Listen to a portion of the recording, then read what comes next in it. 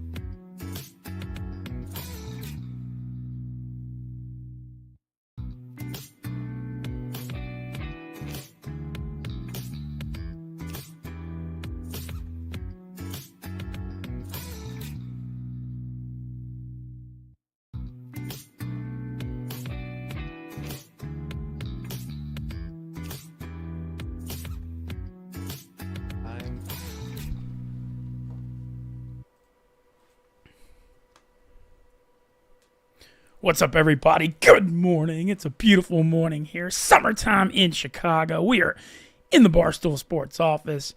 I'm Barstool Mintzy. I'm fired up for Wake Up Mintzy this morning because we got a crap ton of fun stuff to talk about. I'm always joined by Tyler Moody, but it's even more fun when he's in the office in studio. Mr. Moody, how are you this morning? Good morning. Not as good as I could have been if the Mavericks had found a way to win last night. Obviously disappointing. Now the Celtics are up 3-0, and it feels like that series is over, unfortunately. So that hurts a little bit this morning as a Dallas sports fan. Well, sounds like Dallas Mavericks are in a mess, but luckily we have the one perfect product to clean up that mess with the 3-0 loss, and that's Dude Wipes. Let it rip for Father's Day. You'll never need crappy toilet paper again. It's a revolution. It's a movement. Just check out Dude Wipes once, and you'll wonder, where the hell have these things been your entire life? Amazon, Target, Walmart, all over the world wide webs. Dude Wipes, get behind the movement, baby. And as always, we're going to slug some Stella Blue cold brew. Check out the Stella Blue cold brew if you haven't yet. Iced coffee, summertime when it's hot. It's a perfect combination. Stella Blue's cold brew is elite. And how can you not love Barstool Big Cat? He's one of the best humans in America. All right, let's get to it. We got a couple guests today. We got Shawn Deeb, one of the top poker players in the world, joining us from the World Series of Poker. Here in a minute, he made the final table, the $25,000 high roller event the other night, finished 8th. But he's former World Series of Poker Player of the Year. The dude's basically done everything you can possibly do in the poker world. And he lost a crap ton of weight and made almost $1 million on a bet last year with Bill Perkins. So we'll touch on that as well. And then we got the king.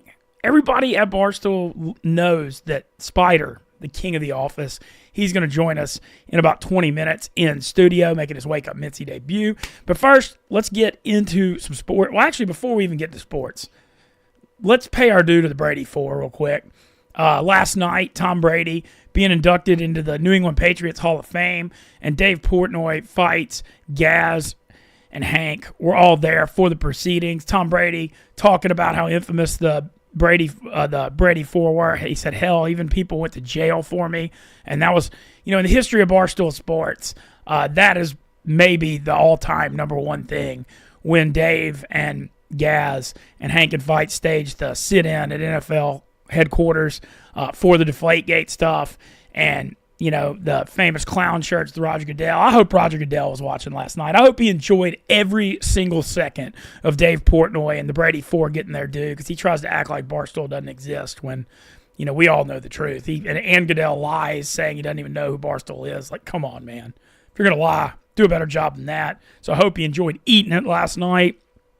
And love seeing those guys get their due for everything they've done for Barstool and for the New England. I'm no Patriots fan, but I am a Barstool fan. And I would be a fool if I would even say I'd be sitting here if not for the Brady Four and the history with the New England Patriots and Tom Brady's 6 Super Bowl championships with the Pats. So super cool to see Dave and everybody getting their due last night. Hank looked like the happiest little human in America. Well, I don't want to say little. Happiest human in America.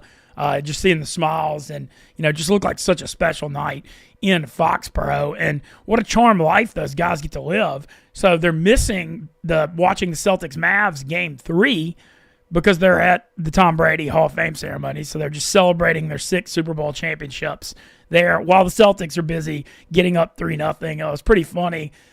When Brady recognized the Brady Four, I think Dave had already left to go watch the Celtics because, as he said, the Celtics needed him as they're going for Banner 18. But, there's no denying Boston is title town. We're going to get to Deeb in like 1 minute. Only thing I want to say first, Moody, Celtics-Mavs game 3. Mavs came out really strong. Porzingis did not play for the Celtics, but second half, man, Boston kind of strangled them until the early part of the fourth quarter. Boston was up 91-70, but then the Mavs went on a 22-2 run to get back in it. Then Luka Doncic fouling out with about 4 minutes left. And even though Kyrie Irving finally had a good game in the series, ultimately it was not enough. And, when I watch this series, you just see the depth of the Celtics. You almost feel like, when you watch Dallas play, you got Luka, who's obviously just one of the top couple players in the NBA. You got Kyrie, PJ Washington hits open threes, but I don't feel like there's a lot of help other than those 3 guys. And when you see Boston, you got Drew Holiday and all their role players making big plays. And then Tatum finally, we knew he'd break out scoring. He had a huge night last night too. Yeah, well, something you and I talked about last night was the fact that the Celtics didn't give away all those assets at one point, make a trade for someone like Anthony Davis. They kept those assets. They ended up making the correct moves. And you just really have to tip your cap to the Boston organization for everything that they've done. They've been floating right there around championship level, and now they've reached they're 1 game away from the pinnacle. Yeah. 3-0 is a pretty commanding lead. And Dave Portnoy already announced he'll be in Dallas game 4 with a broom on Friday. He's trying to win. I believe he wins like $1.6 million on a Scottie Scheffler Celtics championship parlay that he took on the Friday of the RBC Heritage. So he got good odds. So that was a brilliant bet by Dave because the Celtics championship odds are so bad. You kind of needed to get them in a parlay to make it value-y. Obviously, just Dave Portnoy clicking on all cylinders this year. There's no getting around it. All right, let's go to Shawn Deeb, who's going to be joining us from Las Vegas this morning. There he is, looking freaking good. Damn, dude, making me feel bad. Shawn out there playing the World Series of Poker for 6 weeks. Made the final table of the $25,000 high roller the other night, finishing 8th. But former World Series of Poker Player of the Year, I believe, in 2018. Is that correct? How are you this morning, Shawn? Yeah, I'm great, man. World Series, this is almost my 20th World Series, and it's so much fun. The new location being at Paris and Horseshoe. You were out here last year. It's a great event. The turnouts are insane. The fields are great. And it's just, celebrates poker. The World Series is why I got into poker like so many others, including yourself. And to be a part of it, to be, known in poker now, to be one of the big names, it's just, I'm happier every day. I get to play this for a living. Poker's given me my awesome family, my great friend circle, and, a lot of money over the years. Hell yeah, love the grateful Shawn Deeb on a Thursday morning. And appreciate Shawn joining us right now from Vegas, too, because it's like 7:05 a.m. in Vegas, and I know he's got a really busy schedule. All right, let's before we get into the poker and your plans for summer, I want to get into, there was a lot made. You had the famous $1 million bet with Bill Perkins last year, and I believe it was a weight loss bet, but it was more of a body fat percentage than the actual weight. And you ended up, he bought out for like, I think $800K. So, I would say that strikes me as a very, very large win. Man, you're looking damn good, though. I spent a lot of time with you last summer, and just seeing your chin and just how fit you look. How are you feeling? I feel great. Bill Perkins is an awesome guy, very successful businessman. always been very health conscious. And we played poker for the first time about 10, 12 years ago. And, he asked me if I ever was going to lose weight. And at that stage of my life, I wasn't really interested in it. I'm a father of two amazing boys, Chance and Evan, who are 10 and 7 years old. And I was just kind of in the mood to finally get in shape for a couple of reasons. And then one of my good friends, DJ McKinnon, took a video of me at a final table at Turning Stone Circuit event that I went on to win. And Perkins saw the tweet and offered a prop bet. Initially offered his $1 million to my 50,000 to get to 10% body fat in 2 years. I thought that was too difficult, so I countered at 17%, and he tried to do it in a year. And I said I'll bet 100K to $1 million. And so I ended up negotiating to 14 months. The original bet was to the start of the World Series this year, May 31st. And about 4 months before the bet was over, I was down to 22%. I was at 211 pounds. I'd started at 306. And me and Bill were pretty sure, we were like 99% sure I was going to get there. And since Bill gave me such a very profitable bet, I was very appreciative of it. I'd motivated a lot of people in poker and outside of poker that I offered a buyout, and he countered to 800K, and me and my wife and my team decided to accept it. And yeah, it was a great experience. It's so interesting for me, playing poker, which is like a zero-sum game, to get involved into health and the knowledge I picked up, and to motivate thousands of people to lose, probably 100,000 pounds were lost by the poker community because of this bet. Damn. Which is just crazy. Yeah. I tried to do the YouTube content stuff. Unfortunately, I didn't have a good team. Everyone wanted to charge me too much money, so I didn't get to document it, because I know that so many people would love to learn from the stuff I've done. I've always offered myself as a resource since then to people to reach out to me in person or through X. That's the only social media I really use.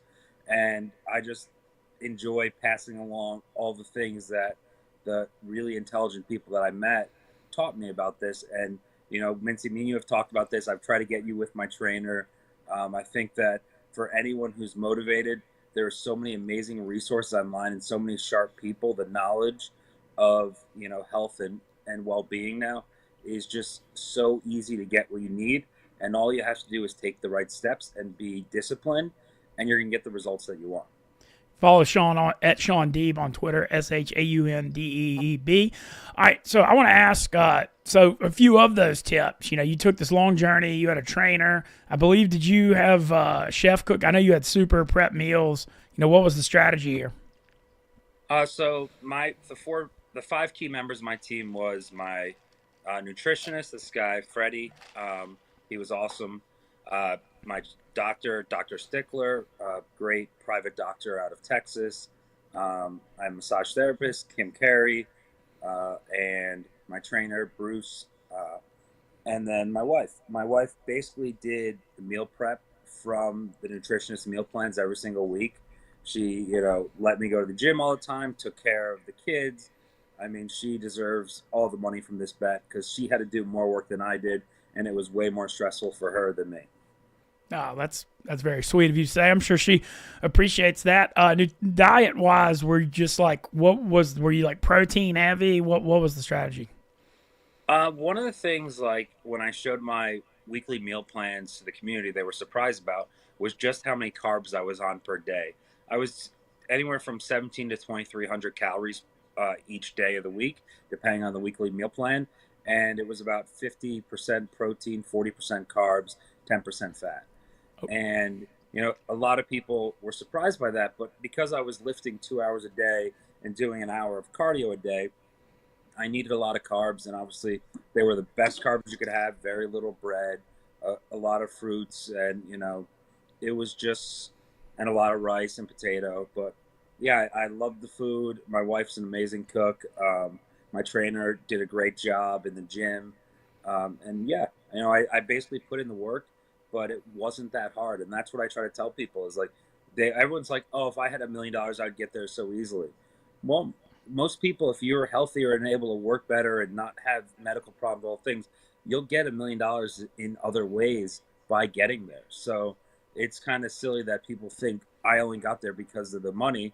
I was also disciplined, motivated, but plenty of other people get healthy and lose weight without having a large prop bet. So I was glad to prove it to the poker community because they've known me for 20 years, and I was always the anti-health guy. I mean, it's funny, a couple of years ago, Jason Kuhn put out a tweet about anyone who wants to work out, he'll be at so-and-so park at 9 a.m. And I trolled him back and said, anyone who wants to get pizza at 4 a.m. after bagging a tournament, I'll be there. So it's been very different for me, this image now. And now at the World Series, every single table I'm at, I'm talking with health with someone. And a year ago, or a year and a half ago, I don't think I've ever been in a healthy conversation my whole career. And now it's what dominates every table conversation. Well, it's inspiring stuff because I think, like, the human experience, we're supposed to evolve and change as we get older and, like, learn and change our perspectives. And so I love seeing it. And I want to ask on the poker front, does the fact that you just feel healthier, does that help your mindset? Does it make it more positive? Do you feel any effects at the table? I know people laugh at this one, but I feel like a much worse poker player. I planned my whole life around the World Series for the first 18 years of my career. I basically would hibernate year round and then grind as hard as I could during the series. And, I'm sure you can find some of the clips of me in years past while I was multi-tabling, which is playing 2 or 3 tournaments at once at the World Series. And you would be on your phone playing online. You'd be playing online and multi. Yeah, so I was running back and forth between the tables. And, when you're 300 pounds and not very active often, you don't move very fast, and it fucking hurts when you start running. So I think the first year I multi-tabled, I had a massage therapist, one of the World Series ones. I had her running with me to and from the tables and massaging my legs as soon as I got to the new table. So, yeah, now the movement's a little easier. It definitely doesn't hurt as much. I can go a little bit faster, and people don't have to clear the way as much when I'm running in between tables. That's awesome. I would have loved to have seen a camera on it. I did see a camera on it because they would always follow you super close because you're one of the biggest stars in the poker world. All right, so now you're out in Vegas for the summer.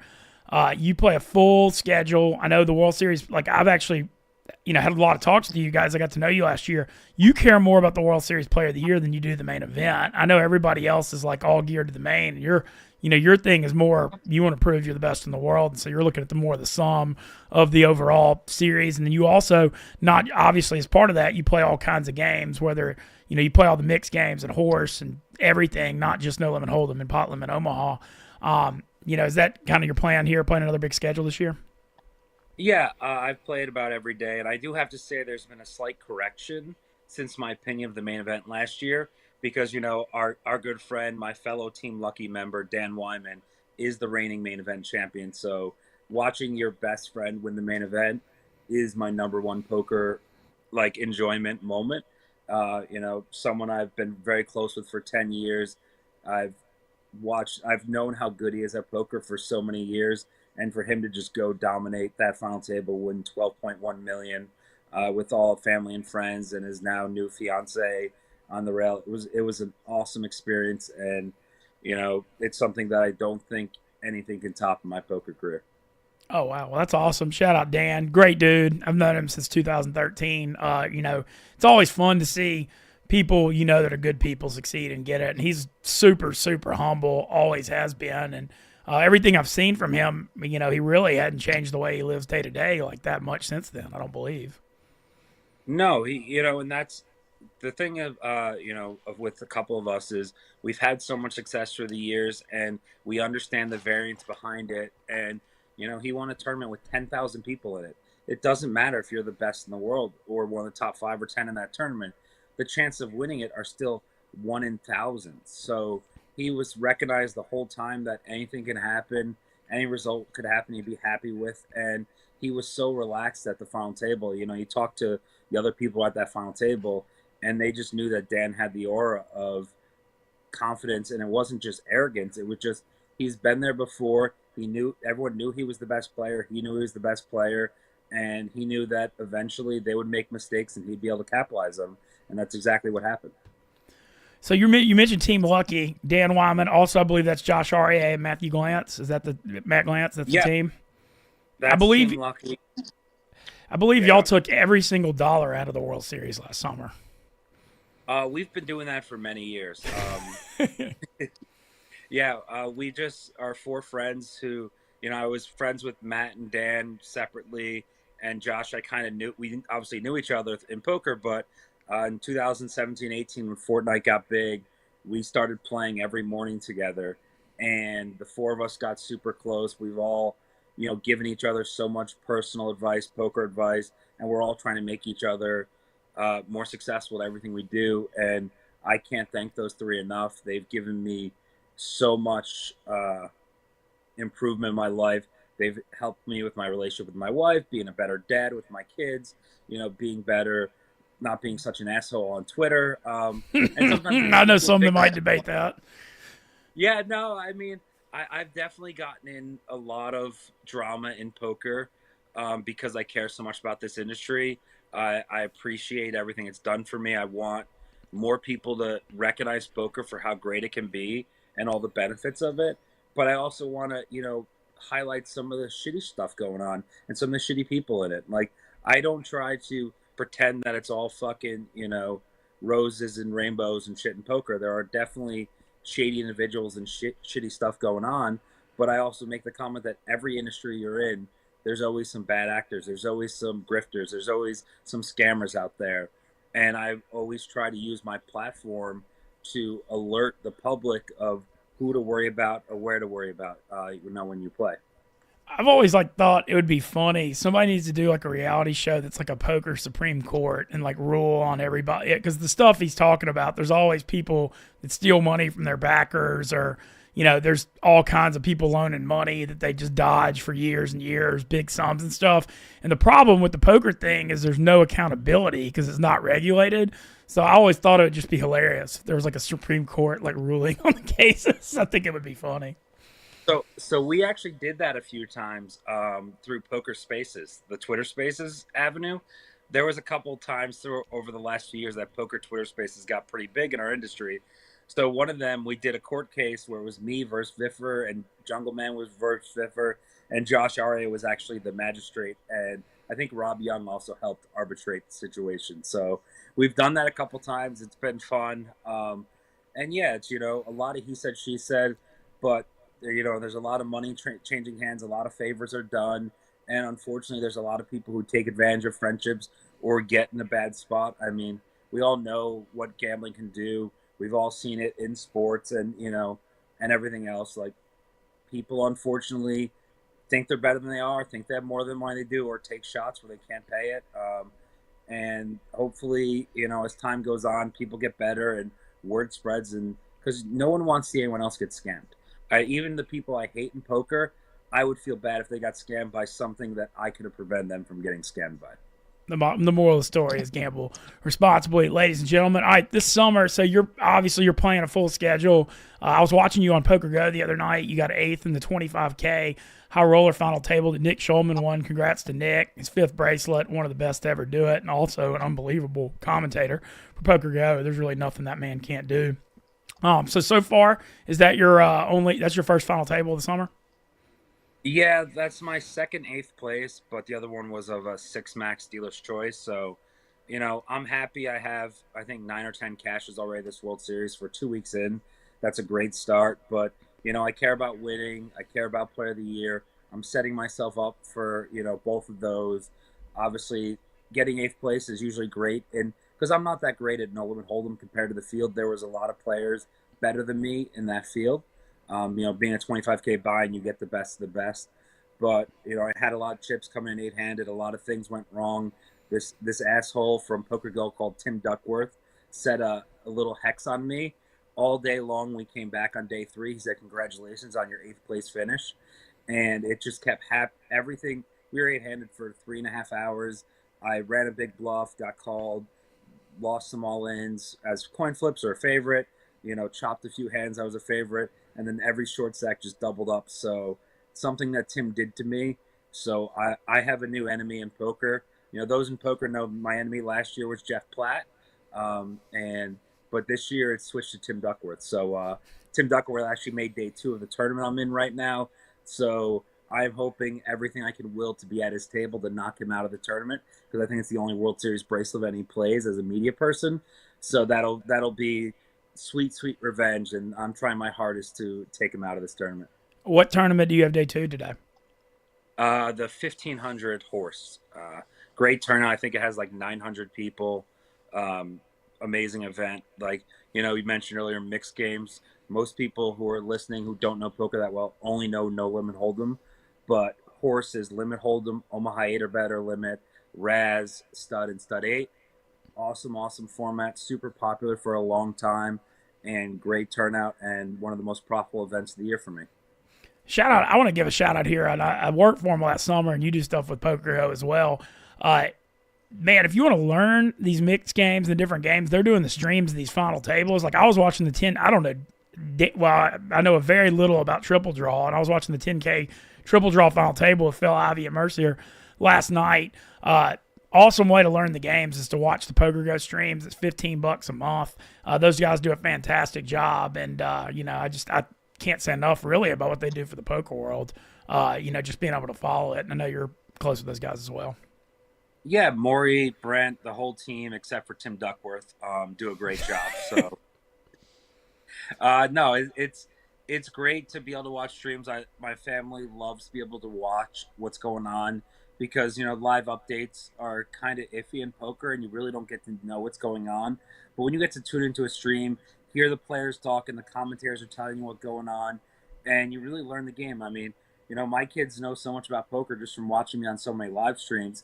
I don't want them to get into poker, but they're getting exposed to it because it's their dad's profession, and they love watching me on TV. So I love getting to feature tables, and I appreciate Poker Go putting out all the content and trying to promote the game and promote mixed games.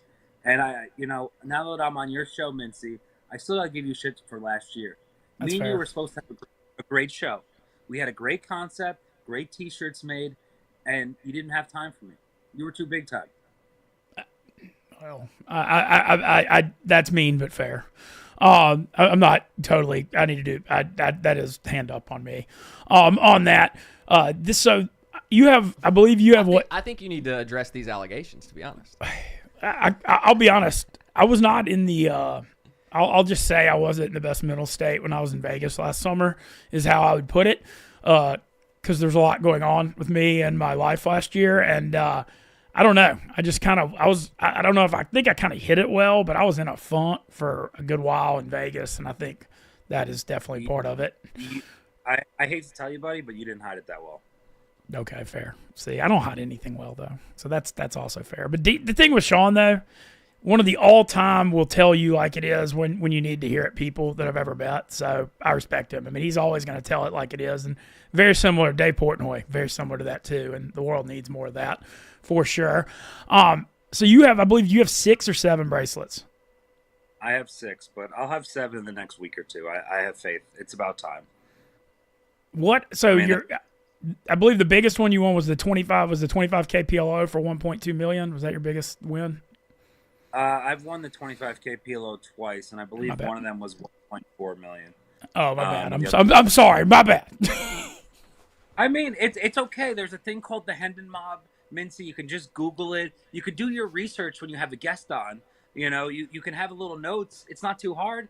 You want to be Pat McAfee and do a good show. You got to have your fucking prompter in front of you.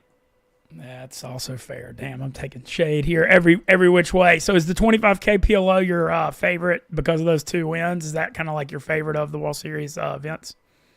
No, my favorite event will always be the 50K Poker Player Championship. That's the most prestigious mixed game event. The structure's insane. Supposedly this year, Poker Go is going to film that tournament. It's a 5-day tournament, one of the few 5 days of the World Series. And they're going to film it from day 2 to day 5. So you're going to see all the top guys, all the best players, overall poker players in the world battling for, probably like $2 million to first or so. I think it's going to be a lot bigger this year. And it's going to be an amazing experience. I hope to do well in it. I final tabled it twice in my career. That's the one bracelet that's my main event of the year. Being a mixed game player, it's just what you look forward to, and the structure's amazing, and you're going to have to beat so many poker Hall of Famers and so many top guys, and the cash game guys come in as well. So, that's a very prestigious event to the whole community, and so that's the one I look forward to most. And that one starts when, in a couple weeks? Mintzy, I'm sorry. It runs. Yeah, no, fair enough. It runs. It all runs. The thing with the World Series of Poker, there's 3 or 4 tourneys every day. There's online. I feel like I've seen your approach. You just get up and you're like, "What's today?" and then you're just at it. Yeah. So with me going for Player of the Year, I play all versions, all stakes. So I never want to look at the schedule and be like, "Ooh, in 5 days is this tournament which I really want to play," because then when I used to do that, all the tournaments going up into that could make me miss it, I would purposely punt my stack out of those because I wanted to play the next tournament. So for me, every single day I wake up, I don't look at the schedule until I have to register something, because I don't want, say, in my head to be like, I want to go play that event, and then I burn the equity in the event I'm currently playing in. So I basically take it as a one-day approach. I'm going to play poker every day for the next 5 weeks. I played every day for the last 2 weeks, so I'm just going to keep doing that. And yeah, whenever a tournament pops up, I click register and I try to play my best ability. Have you've been doing the multi-tab one thing so far? Like, what's the most you've played in at the same time? Yeah, I multi-tabled twice so far this summer. One of the times I made day 2 of the 1508 with like 2 times starting stack, so not a great stack. And then the earlier term the next day was the 25K heads up, which, having a 64-person field is, and it's usually one of the best events to multi-table with because you can finish your match quickly. But unfortunately, I played a super long match. I played a guy for like 3 hours who ended up beating me. And so my whole day 2 chip stack of 08, I just blinded out. So I actually never got to play a hand because I was in 2 different rooms, and obviously a heads-up tournament, I can't not be there or blind out because my opponent would just win. So unfortunately, I couldn't win the heads-up match at all, let alone fast enough to go play my 08. So yeah, but there'll be other times where it's early day 1 or some lower stake stuff, or I'm really short in a tournament and I hop in another one.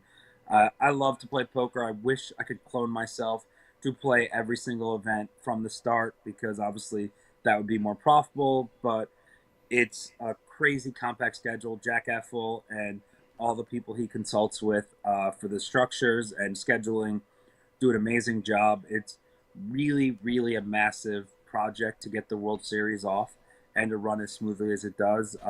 We're very lucky to have so many good industry people giving us the opportunity to play so many events so smoothly.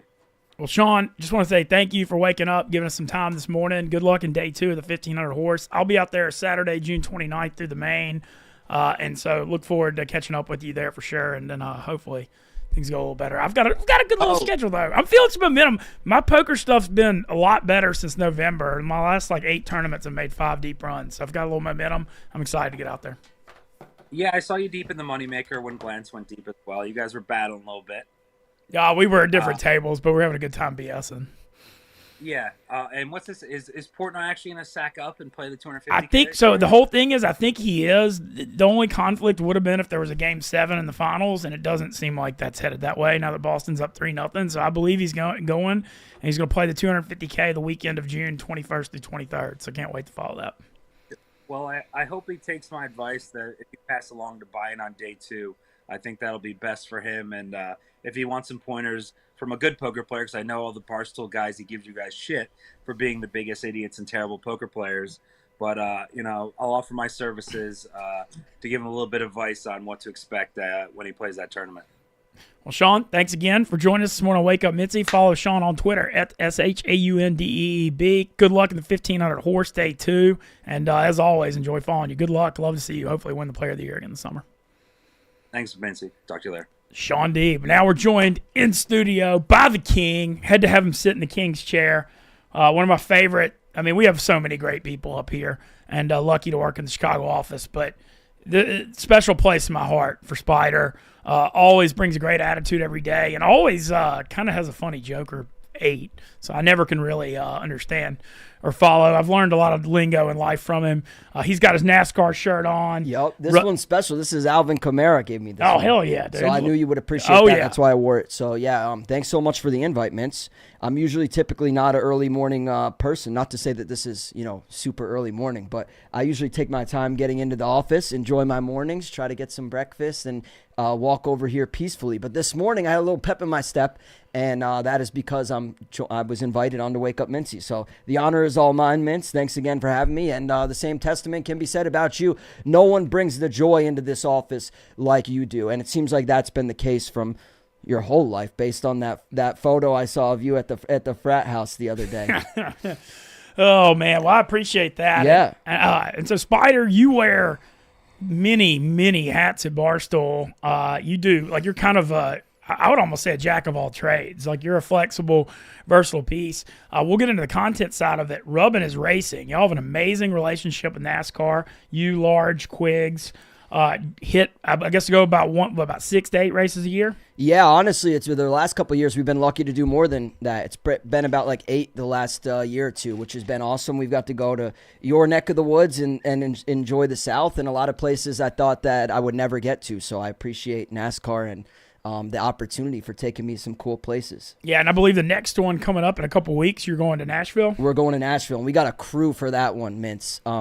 Honestly, if they were allowing me to do the invite list, you would very much be invited. But it's going to be myself, Tommy, Glenny, Large, and the Chicago guys tearing up the Nashville bar. Hopefully, we're going to have some drivers come through as well. Last year was a great time when we did that race. We had Noah Gregson come through and hang out with us before the race, and then he drove in the race. So that's the coolest thing about NASCAR to me, is just how accessible the drivers are. You can get a selfie with them 5 seconds before they get in their car, or you can have a beer with them a night or two before the race. So, of course, in the name of responsibility, but it's a great sport. And we got to get you to a race, Mintz. Have you been to a race before? I went to the Daytona 500 in 2012, or it was either 12 or 13. It was the year that it rained out during the weekend, and then there was a huge fire on the track on Monday night. Pablo Montoya hit the jet dryer. Yeah, and I was in the infield that night. Wow. I'd actually gotten like 17th in the West Palm Beach World Series of Poker Circuit main event, and we were like an hour away or 2 hours away, and we were like, screw it, it's Monday Night Daytona, let's go. I love that. And it was awesome, man. The thing with NASCAR,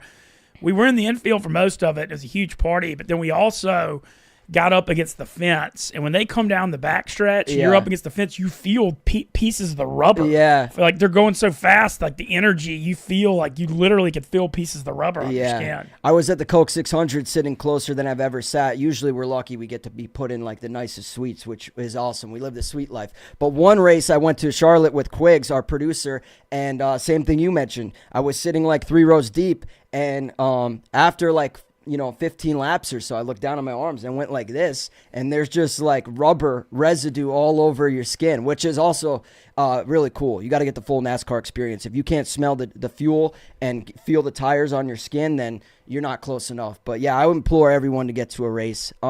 Actually, Mintzy, I came prepared with a couple questions. Let's do it. Let's do it. And before I get to the ones that I prepared for you, this guy on Twitter, DG, and this one's a little bit relevant, so I want to get to his question. He said, if Mintz was a NASCAR driver, who would he be? Are you familiar with the current lineup of NASCAR stars? Is there one that you think you coordinate with most? A little bit familiar. I'm not totally sure. What about Ricky Stenhouse? He's a Mississippi guy. Yeah, I'll go with that then. Okay, there you go. I'll go with that. The only thing is, I feel like my body type, those cars are a little smaller, so we need to probably get down. Or maybe we just have you root for a little bit bigger driver. Are there any bigger drivers? Yeah, I'm not going to name names, but there's a couple heavy guys. No, I shouldn't say.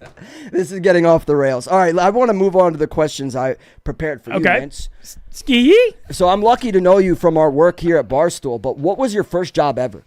My first job ever was in high school. I worked in the Monroe Athletic Club Teen Center and would cook. And you were a chef? I wouldn't call it a chef. I would put chicken strips in a fryer and cheese sticks in a fryer and work there. It was like a summer job. That's a crazy revelation, given the experience we've seen you have cooking a grilled cheese in this very office.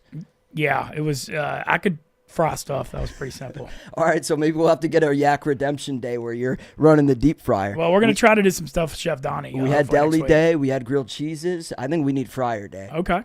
Fryer day with Ben Mintz. Trying to avoid the fried stuff. We're on day 10 on the clean living right now. We're you can be the cook without Okay. eating the consumer. You know what I'm saying? Yeah. How about when you were in high school? Did you play any sports growing up? Yeah, so actually, this is funny. I knew that the big main sports were not for me, and I played baseball till I was 14. My career ended in right field with no fanfare whatsoever. But what I figured out was I was like, well, if I'm not going to be good at like the main sports, Right. I got real into tennis, and I was like, if I go all in on that, I can, not be elite, but be pretty good. And I got to I was like number 24 in Louisiana when I was 16. Wow. And then my senior year of high school, we won a state championship. And you're a state tennis Yeah, champ. I'm state tennis champ. That was Let's the go. highlight of my athletic career. And my partner and I upset the number 2 seed in the quarters, and that was actually the match that won state for us. So, Wow. Yeah, so that was the peak of my athletic career. How about as of right now? What sport would you say you're most proficient in? I mean, Still tennis? I hadn't played in a couple of years, but I definitely think tennis would easily be my And best. does that skill set translate to maybe like different variations of tennis? For example, table tennis or pickleball? Well, so I've only played pickleball once, and I think I need to get into it because I do think it would translate. Yeah. I am good at ping. I mean, I'm not like great, but I'm good at ping pong. I think you and Jake Marsh would be a nasty pickleball team. Yeah, we're supposed- If you're truly a state tennis champion, I'm not doubting that. I'm just saying, I think we're being robbed of witnessing that. Well, Jake and I are supposed to go play tennis sometime this summer. So Yeah? that would be fun. All right, so when you were in high school playing tennis, at that point in your life, what did you want to do when you grew up? What was your dream job? Did you know you wanted to go into sports media, or were you like, fuck, I could maybe be a pro tennis player? I knew I couldn't be a pro tennis You knew player. that was not I in the knew that cards. was never. I was always like pretty good, but like people didn't realize I could move around the court well because I was always, I was never like lean, but I was probably 20 pounds overweight. I could have played like D3 tennis, it was about what I could have done, but I just knew that I didn't like it that much to give it my college career. I'd rather go to Ole Miss and enjoy myself. As far as career-wise, I didn't have a damn clue what I wanted to do, and I literally, I didn't have a clue my first 5 years of college until I found poker, and then I, knew that was what I wanted to do. And when I was older and went back, I got lucky to just get into sports media, to be honest. This may be a really dumb question. Career earnings, normal career-wise versus poker-wise, which one is more?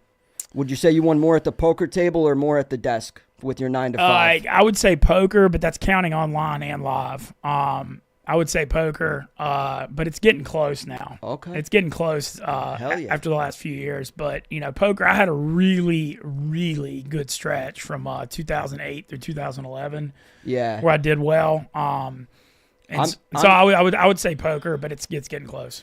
I'm not super tapped into the poker world. Do you ever feel like at a certain point, like, and I don't know how much of it is luck versus skill or some combination of both of those things, do you ever feel like you've peaked? I'm not wishing that upon you. No, definitely. No. You're No? not, no, I felt like I peaked when I definitely peaked when I was in 2011.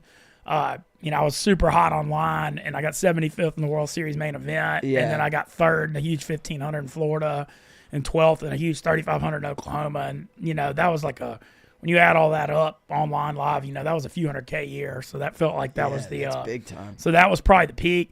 The poker thing now, like when I was in my late 20s, it felt like the dream. And that was back when online poker, when it was in its heyday. So it was a lot easier to make a living. Yeah. My current relationship with the poker world, I love. I still get to play all kinds of events. I'm going to the World Series of Poker June 29th through the main event. But these days, it's fun. I still get to compete, but it's a lot. I'm 41 years old. I like having a paycheck and just getting to do it on the side and enjoy it. Absolutely. And so we mentioned you're playing in the World Series of Poker. Bucket list wise, are there any other things that Ben Mintz wants to accomplish before God calls him home? What if you had, let's pretend we're that Tim McGraw song, "Live Like You Were Dying." What's the first thing Mintzy's doing? Is there anything left you have to check off your bucket list? Yeah, there's a couple things. Well, the Poker World thing, it doesn't have to be a World Series bracelet. I know that's like the dream. What it needs to be is me finally closing one. It could be a circuit event or a big tourney around the country, but I want that like 150K plus win. Because I've been chasing that forever, and I've had so many final tables and near misses. And it's like the poker world thing's funny because it's kind of, you can get deep in a lot of these tournaments, but it's so hard to win. And I want that moment where I finally close one and win like 150 or 200K, but I have to win it. Like, even if I got third in something for 180K, that's not what I'm talking about. You want to be P1. I want to win it. I want to hold up that. the trophy and have that like redemption moment. Yeah. That's definitely how. And like I said, it doesn't have to be World Series of Poker. It can be any circuit event around the country. It's just I want that winning a major championship event is what I would say. I love that. I would love to see it. And the post game interview will be outrageous. Oh, the stuff that would come out of that, the parade and the tour, the victory tour, the victory lap would be certainly a sight to see. You're a big music guy. Yes. You and I both had a great time at Pup Punk recently. Pup Punk fucking shreds. Dude, they killed it. If you haven't gone to a Pup Punk show, check it out. They got a summer tour going on this year. Mintz and I were both lucky to be at the Chicago show at Joe's on Weed Street. We were also both lucky to crowd surf. Now, I feel like that's a little easier for you than me. Well, yeah. I mean, I would say so. I'm a little bit more like wiry, a little bit lighter. I'd say a little bit. But yeah, no, it's always fun crowd surfing, and I always have utmost trust in the concert goers, especially at a Pup Punk show. Great demographic of people always at those shows.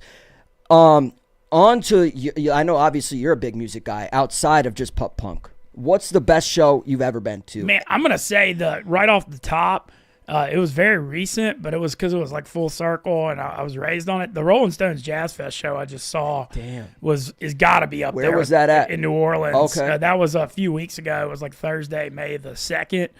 But just because my dad raised me on the Rolling Stones and just getting to see them, they were trying to play Jazz Fest in New Orleans. It got canceled twice the last 5-6 years. And like the full circle of it, I mean, that is that's got to be right at near the top. Just because I was like having like childhood flashbacks to when my dad used to play this cassette tape for us when I was like 6 or 7 years old, and they were playing all those songs, and the full circle of it really got me. And what's cool about that was that show inspired. My sister called me after she saw my review, and was like, "Hey, I want to come see the Stones with you in Chicago this summer." And I was like, "Look, we got to get Dad to come because he's turning 75 in August." And so my dad, my sister, my brother-in-law, and I are going Rolling Stones together June 27th, Soldier Field. Shout out Game Time. Got tickets for my dad and I for my awesome. 75th, and we're going to get them through the Barstool office. So, yeah, that just sentimental-wise and everything with it, I'm going to say, that's currently number one. That's awesome. And then I guess back to the bucket list question, is there artist or show that you have yet to go to? I know you've been to. I would say I was mad I didn't get to see I went second Jazz Fest weekend. I still want to see the Killers. Oh yeah. Never seen them, and they've always been kind of high on my bucket list. I've just never gotten to catch them. So they're the first name that would instantly come to mind. I wouldn't say bucket list, but the young upcoming jam band Goose. I still haven't seen them, and they're high on my radar. Not familiar. They're blowing up. Whenever they get through Chicago, I'm gonna go check them out. But awesome. They're kind of the next like young up and coming band I want to see. That's fantastic. How about what's your favorite chain restaurant? I'm a big local supporting restaurant guy. Okay, I like that answer. I'm a big local business. That's one of my dad's big teachings. So I don't really eat chains too much, as crazy as that sounds. I don't know. I like P.F. Chang's. I like their lettuce wraps. Yeah, well, of course, obviously, if we're doing fast food, Raising Cane's is clearly my favorite. Oh, yeah, no doubt that's my favorite. Especially fast food. I gotta say, shout out Todd Graves that I try to eat. Cane's shout out Todd, one of the goats. And obviously, you've had interesting tenure at Barstool Sports, to say the least. Putting it mildly. Yeah. During that time, what has been the favorite thing that you've done? If there's one day you can say, you know what, that might have been the coolest day I had at Barstool. What is it? Well, my favorite moment is Moody was involved in it. Was when Dave called me and they hired me back when I was banging on the car in Minden, Louisiana, banging on the steering wheel in Minden, Louisiana last August 8th. That was a particular highlight given everything that happened last summer. So that one stands out for sure. Other ones was the Ole Miss National Championship in Omaha and getting to do all that. There was a moment when Ole Miss won the semifinal game against Arkansas to make the championship. Me and Tim Elko were hugging on the top of the dugout, and that's something I'll always remember. So I think those two are two of the ones that stand out. But there have been a lot, man. I mean, this is it's I always say every day a new and exciting adventure here at Stool. I love it. So yeah, what I guess my last question I have for you is, what else does the rest of the summer look like for Ben Mintz? It's going to be a great summer. That's for damn sure. IG bags. Yeah, it's that crosses for summer and Saturday. It's perfect. Yeah. So rest of the summer coming up. I'm running to Red Rocks next Saturday and Sunday to see Widespread Panic for it's like the 7th time to do it at Red Should have Rocks. seen that coming. Yeah, I know, it's hard to believe. It's going to be a 48-hour in and out deal. Saturday, Sunday. I have a Saturday morning flight and I'm back Monday morning. My dad and sister and brother-in-law are coming that week for that Rolling Stones. And then I'm going to Vegas. Real lucky that the Beer Olympics? No, but no, we're really lucky that the Barstool gives us that 4th of July week off. That is and great. So it works out great because it's during the World Series of Poker. So I fly out to Vegas Saturday, June 29th, and I'm out there through the World Series main. So that's going to be awesome. And then I'm just looking forward to enjoying Chicago summertime. I'm going to go to the Windy City Smokeout July 14th, Big Country Music Fest headlined by Carrie Underwood and Barbecue Fest, and then I'm gonna go see my family in the North Carolina mountains in late July. When are you back from World Series of Poker? I know you said you're going late June. Will you be back so, here for July 6th, 7th weekend? I will not. Damn. I'm playing the main event Saturday, July 6th, and I'm gonna come back the second I'm out of the main event. So the day 2's Monday the 8th. It bleeds into that next week. So I will. Basically, I'm there till I bust the main, and I will book a flight back instantly when I bust the main to get back in this office. Well, I wish you the best, and hopefully you can fulfill the bucket list of getting your P1 finish. Yeah, I was going to invite you to the Chicago Street Race weekend, which is happening here on July 6th, 7th. Which, hell yeah! As a big music guy, there's some great musical acts. We've got the Chainsmokers. Oh wow! Black Keys, Keith Urban. Black Keys are Mint's favorite for sure. Yeah, Black Keys, Lauren Elena, Keith Urban, and the Chainsmokers are headlining the event. Unfortunately, rain canceled the concerts last year. We still got to see the race, but this year I'm hoping for a full, beautiful, sun-shining race weekend. So it's a street. I want to hear more. So it's a street race. Yeah, so it cuts through the heart of Chicago through some very historic streets. I honestly, given you and I are just local transplants to the city, I can't sit here and recite them off the top. But like the giant fountain near the Bean, that park, Grant Park, that whole area of downtown Chicago, there's some elite skyscrapers along the race route that are all like great viewing spots. NASCAR does a great job with ticket packages where you can watch from pretty much 100 different perspectives. If you want to be, on the hairpin turn, you can watch from there. It's pretty much choose your own adventure. And like I said, parlaying a great race weekend with some beautiful musical acts. There's literally something for everyone. If you're EDM, they got Chainsmokers. If you're country, they got Keith Urban. If you're a rock guy, they got Black Keys. How about Lauren Elena, my close personal friend? Literally something for everyone that's in our backyard. I could not be more excited. That being said, I wish you the best of luck at poker. Hell yeah. I want to ask, before we get out of here, I want some... Spider comes in every week, and there's some new lingo thing, and he messes with everybody in the office. Yeah. We have the ski thing. Ski. There you go. I think I'm getting that one down. Mitch, do you know what that's from? I think it's from. What's the name of? I know I do. It was from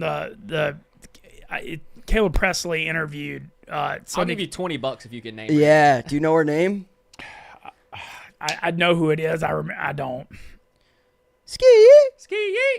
It's should I say it? It's Yep. Sexy Red. Shout out Sexy Red. I knew that. Our goat. Gosh, I should have known that. I just missed on $20. Dang it. Yeah, and then you have the Henway. What's the Henway? Yeah, so that's not a Henway, is it? Moody? No. It's not a Henway? It's not. No. You're meant to say, what's a Henway? And then I respond and say like 6 or 7 pounds, depending on age, diet, maturity, etc. Because like you're asking me, how much does a hen? Henway. Yeah. Yeah, exactly. I love how I just said no automatically. But yeah, Mintz, I just got back from the New York office. Allegedly, someone over there thinks they're possessed as an owl. Interesting. I'm trying to think who it, I guess. What's that? An owl, so that's a night owl, so it's got to be somebody that's up late. Who?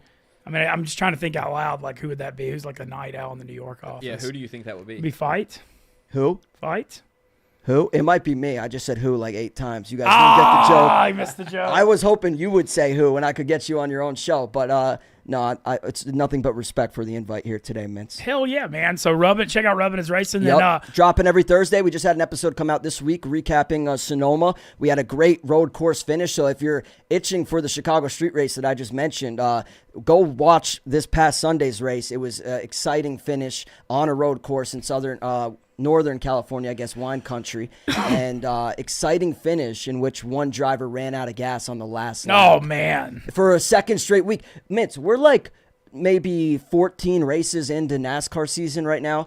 We've had 4 photo finishes and 2 guys run out of gas on the last lap. Like almost 50% of the races have ended in dramatic, must-see, last lap, crazy fashion. So, yeah, even if you're kind of out on NASCAR now, I would suggest you guys give it a shot, whether it be the Chicago street race or just tuning into the next race this weekend here from Iowa. So hell yeah! And how did you before we get out of here? How did you get in? I know you and Tommy go way back to college. Yeah. How did you get into Barstool?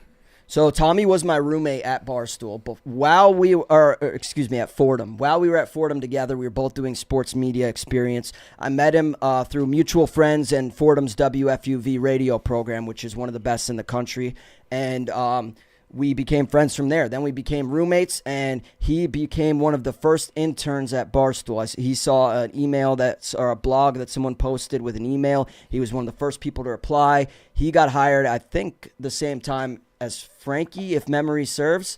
And then during that time, while he was interning at Barstool, I was doing some freelance weekend gig jobs for ESPN. So, like, they would hire me for certain events. For example, like the U.S. Open in Queens. I grew to love tennis, as did you, Mintz, because I spent a month at Queens, whether it be running water bottles to the camera guys in the sun or driving talent to and from the set, whatever kind of assistance, production work they needed. And with that work experience, I went to Tommy and said, hey, I love what I'm doing, but it's just weekend gig jobs. I need a full-time lasting check to be safe. And fortunately, I parlayed that into an internship at Barstool in the summer of 2018. Got hired in September of 2018 full-time, I think. And like you said, kind of done 10 different roles since then. But master of none, I don't know. Kind of, yeah. Jack of all trades, master of none. Well, and also I want to mention, so, you're called Spider as a reference off of Michael Imperioli's character in Goodfellas, and you've never actually seen Goodfellas, which blows my mind. Yeah. Because you're named after that character. Why, you're not going to, at some point, are we going to get sit down and give a Goodfellas a good 2.5, 3 hours? Very short attention span to begin with. That movie's a commitment. From it is. What I hear, it's great. Oh, it is, yeah. I don't know. I don't really, the mob movie genre has never really done it for me, despite that being some of the most renowned and acclaimed films of all time. But, yeah, I've just never done it. It's not like I'm anti-Goodfellas by any means, especially when I don the name Spider. It's just a matter of just not finding the time to watch it. Although I do want to check all those movies off the list, that whole genre. We need to recreate the scene when Imperioli's taking crap from Joe Pesci at the bar. He gets shot, right? Gets shot in the foot. Yeah, I feel like we should recreate that scene with you. Maybe not. But not actually get shot. Maybe we do a sequel in which Spider becomes like the mob boss. That sounds like a way better I feel like you're on a good path right now, so who knows, man? The king is rising. Well, as always, just want to say thanks, Spider, so much for joining us on Wake Up Mintzy. Shout out Tyler Moody. Shout out Shawn Deeb for joining us. And then Dude Wipes, as always, for cleaning up all the messes. Let it rip with Dude Wipes. It'll change your life tomorrow. We're going to do a Friday show. We got Kendall Rogers from D1 Baseball, top college baseball writer in the country, to preview the College World Series. Starts at 1. The lines are out on DraftKings right now. UNC in Virginia and Florida State, Tennessee tomorrow. U.S. Open in golf today. NHL Stanley Cup Finals Game 3. And then Game 4 tomorrow night of the NBA Finals. Dave Portnoy heading to Dallas with a broom. So great sports weekend. Happy Father's Day to everybody, and we'll be back tomorrow. Thanks, Mintzy. Thanks for having me, guys. Hell yeah. Thank y'all for coming.